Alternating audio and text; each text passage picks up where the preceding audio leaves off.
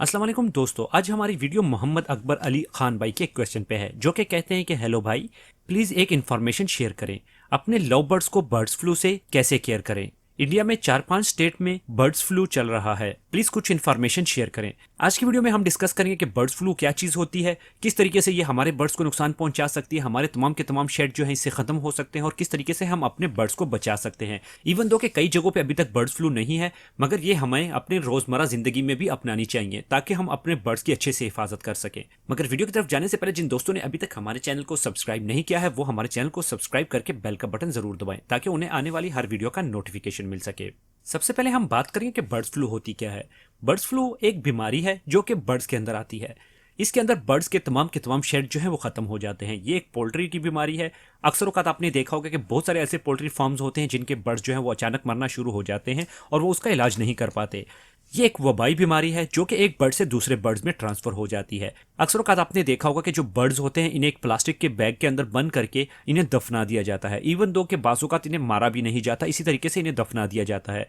इस तरह के काम अक्सर औक़ात आपने पोल्ट्री फार्म्स में देखे होंगे, या आपको याद होगा कि लास्ट ईयर बर्ड्स फ्लू जो कि सऊदीया में आया था उसकी वजह से भी इन्होंने अपने तमाम के तमाम बर्ड्स को और बहुत अच्छे अच्छे और एक्सपेंसिव कबूतर, तोते और मुख्तलिफ किस्म के और भी ऐसे बर्ड्स थे जो कि इन्होंने मार्केट से उठा लिए थे और उन्हें एक प्लास्टिक की शीट के अंदर बंद करके उन्हें दफना दिया था। क्योंकि इसका सबसे बड़ा रीज़न यह है कि ये बर्ड्स की जो बीमारी है ये बहुत ही जल्दी एक बर्ड से दूसरे बर्ड्स में मुंतकिल हो जाती है।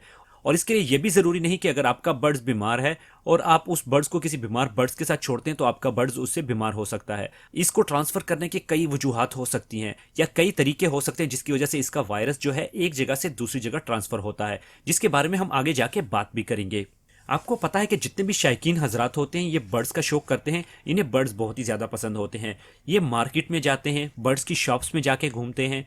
इसके अलावा ये मुख्तलिफ दोस्तों के पास जाते हैं, उनके शेड के चक्कर लगाते हैं, या फिर इसके अलावा कहीं पोल्ट्री फार्म्स वगैरह में या फिर मुर्गियां वगैरह देखने के लिए जाते हैं। कुछ भी करके जब एक जगह पे ये चले जाते हैं और वहाँ पे कोई भी बर्ड्स अगर बीमार होता है तो वो बीमारी का जो वायरस होता है वो इनके साथ मुंतकिल हो सकता है। मिसाल के तौर पे आपने किसी एक बर्ड को पकड़ लिया, आपके जो हाथ हैं वो भी उसके साथ गंदे हो जाएंगे और उसके बाद अगर आप अपने शेड के अंदर आते हैं और आप उन्हीं के हाथों के साथ अपने बर्ड्स को पकड़ते हैं तो ये आपके वायरस जो है ये उसके साथ ट्रांसफर होंगे। जैसा कि आपने देखा होगा कि एक वबाई बीमारी कोरोना जो कि आजकल चल रही है, इसके वायरस भी इसी तरीके से हैं जो कि एक जगह से दूसरी जगह बहुत ही आसानी के साथ मुंतकिल हो जाते हैं।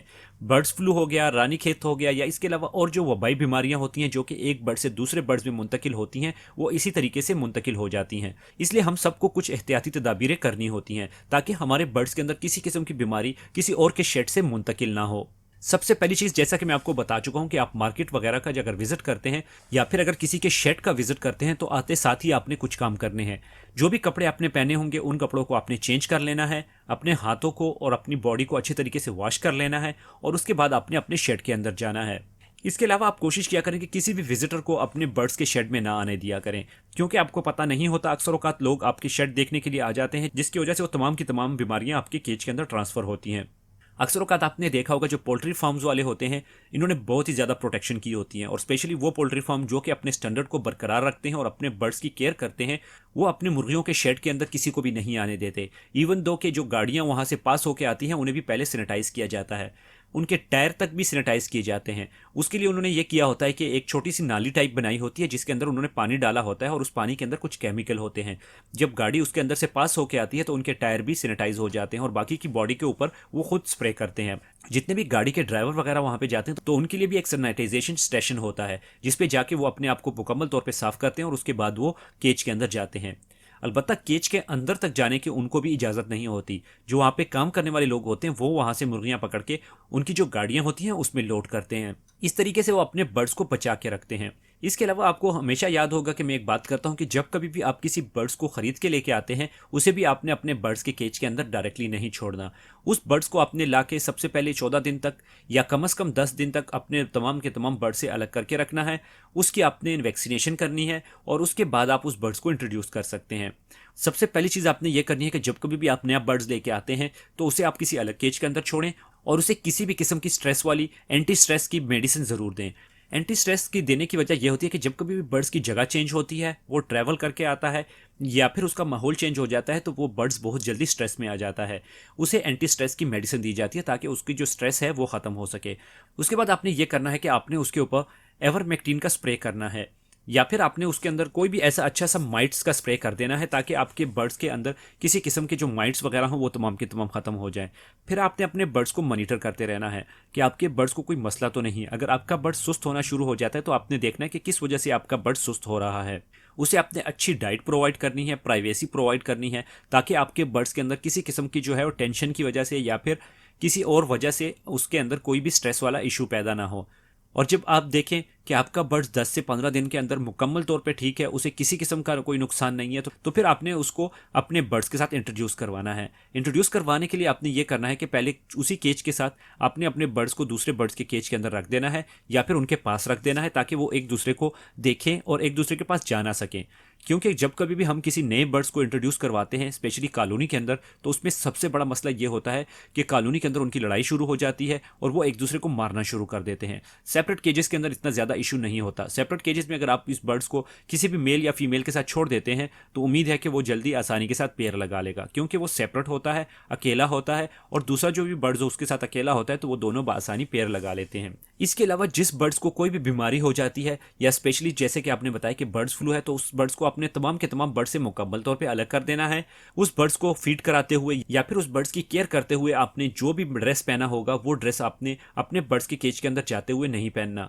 अपने बर्ड्स के केज के अंदर जाने के लिए आप सेपरेट ड्रेस रखें, ताकि जब कभी भी आप अपने बर्ड्स के केज के अंदर जाएं, इवन दो के जूते भी आप चेंज करके जाएं। नॉर्मल सिचुएशन में तो ये तमाम की तमाम चीज़ें अगर आप फॉलो नहीं करते तो फिर भी आपके बर्ड्स एहतियात से बच सकते हैं। मगर फ़र्ज़ करें कि अगर ऐसी सिचुएशन हो जैसे कि हमारे भाई बता रहे हैं कि इंडिया में इस वक्त 4-5 स्टेट के अंदर जो है बर्ड फ्लू चल रहा है, तो उस कंडीशन में तो आपने बिल्कुल भी रिस्क नहीं लेना। अपने बर्ड्स की अच्छे तरीके से हिफाजत करनी है। अगर आपका कोई बर्ड फ्लू में मुब्तला हो जाता है तो उसे, जैसे कि मैंने आपको बताया, कि अलग कर देना है। उसे आपने सॉफ्ट फूड ज़्यादा प्रोवाइड करना है, क्योंकि बर्ड्स के लिए सॉफ्ट फूड की उस वक्त बहुत ज़रूरत होती है। इसके साथ साथ आपने उसे कोई अच्छा सा एंटीबायोटिक यूज़ करवाना है, और उसके साथ आपने ये करना है कि अगर मिसाल के तौर पे वो बर्ड्स फीड नहीं खा रहा तो आपने उसे हैंड फीडिंग करवानी है। हैंड फीडिंग करवाते हुए आपने अपने बर्ड्स की ज़्यादा से ज़्यादा केयर करनी है। उसके टेम्परेचर को भी आपने मेंटेन करना है, क्योंकि जब बर्ड्स बीमार होता है तो उसे बाहर का टेम्परेचर बहुत ज़्यादा ठंडा दिखाई दे रहा होता है। अगर आप अपने बर्ड्स के लिए एक हॉस्पिटल केज बनाते हैं तो वो ज़्यादा बेहतर होगा। हॉस्पिटल केज हर एक बंदे के पास ज़रूर होना चाहिए जो कि बर्ड्स रखता हो, क्योंकि हॉस्पिटल केज की हमें कभी भी ज़रूरत पड़ सकती है। ये तो थी आज की हमारी वीडियो। उम्मीद करता हूँ कि आपको इस वीडियो की समझ आ गई होगी और आपको इससे फ़ायदा हुआ होगा। इसके अलावा हमारे बर्ड्स लवर की एप्लीकेशन है जो कि आपको गूगल प्ले स्टोर से या फिर डिस्क्रिप्शन में मौजूद लिंक से मिल सकती है। आप उसे डाउनलोड करें। उसके ऊपर बहुत सारी ऐसी इन्फॉर्मेशन है जो कि आपके लिए बहुत ही इंपॉर्टेंट है।